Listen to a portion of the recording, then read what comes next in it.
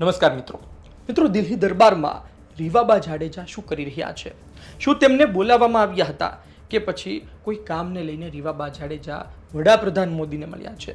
વડાપ્રધાન મોદી સાથેની એક ગહન ચર્ચાની તસવીર સોશિયલ મીડિયામાં વાયરલ થઈ રહી છે. શું દર્શાવે છે? વિસ્તારથી વાત કરું તો રીવાબા જાડેજાનો પોલિટિકલ ગ્રાફ ગુજરાતમાં સતત વધી રહ્યો છે. એમનું કદ વધી રહ્યું છે, એમની છબી મોટી થઈ રહી છે. અને આ રીવાબા જાડેજા હવે પહેલા જે ઓળખ ધરાવતા હતા કે ક્રિકેટર રવિન્દ્રસિંહ જાડેજાના પત્ની, એવું નથી રહ્યું. હવે તેમણે પોતાની એક ઓળખ ઊભી કરી દીધી છે અને તેઓ આજે મંત્રી પણ બની ચૂક્યા છે.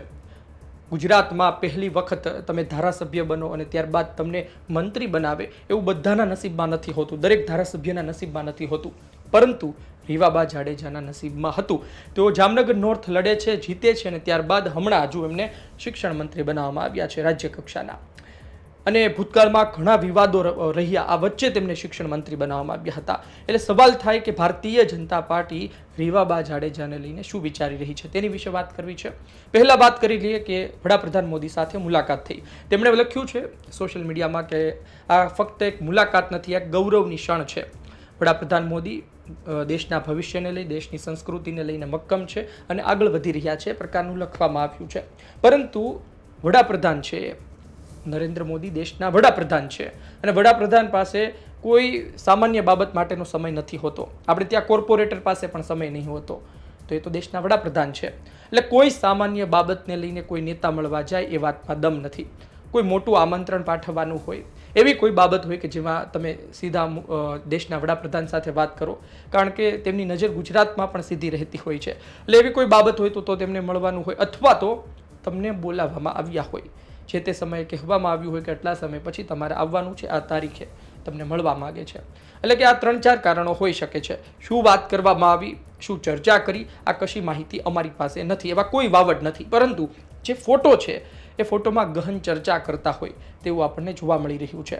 સામાન્ય રીતે વડાપ્રધાનને કોઈ નેતા મળે, ગુજરાતના નેતા જાય તો ખબર અંતર પૂછે, વાતચીત કરે, એ વિસ્તારની વાત કરે, એવા સંબંધો હોય તો પરિવાર વિશે પૂછે અને ત્યારબાદ જો કોઈ કામ લઈને ગયા હોય તો તેના વિશે વાત કરીને છૂટા પડતા હોય છે. પરંતુ આ બાબતમાં શું થયું કોઈ માહિતી છે નહીં.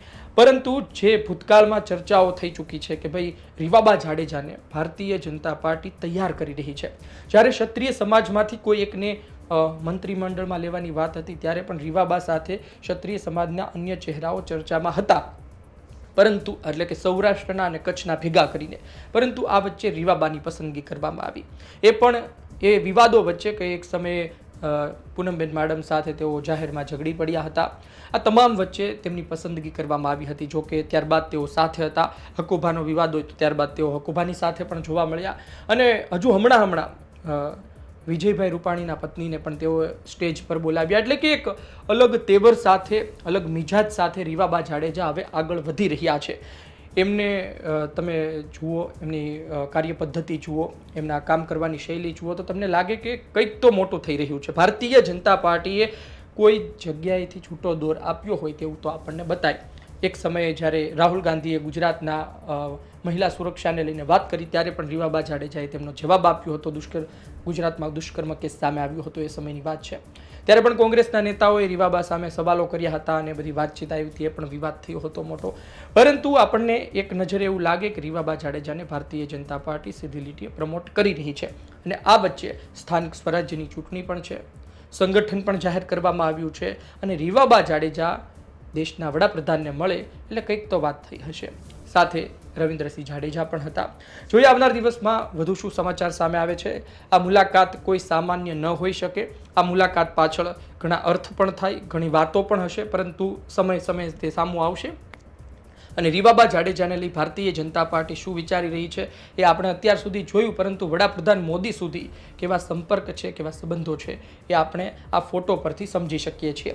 આપનું શું કહેવું છે કોમેન્ટ બોક્સમાં જરૂરથી લખજો. શું 2029 માટે તૈયારી કરવામાં આવી રહી છે? શું સાંસદ માટેની તૈયારી કરવામાં આવી રહી છે કે પછી ભારતીય જનતા પાર્ટી રીવાબાને એક મજબૂત મહિલા ચહેરા તરીકે પ્રમોટ કરી રહી છે અને સાથે સામાજિક સમીકરણ પણ સેટ થાય તે વિચારી રહી છે? આપનો અભિપ્રાય કોમેન્ટ બોક્સમાં જરૂરથી જણાવજો. આ વિડીયો પસંદ આવ્યો હોય, માહિતી પસંદ આવી હોય, લાઈક કરજો, શેર કરજો. ધન્યવાદ.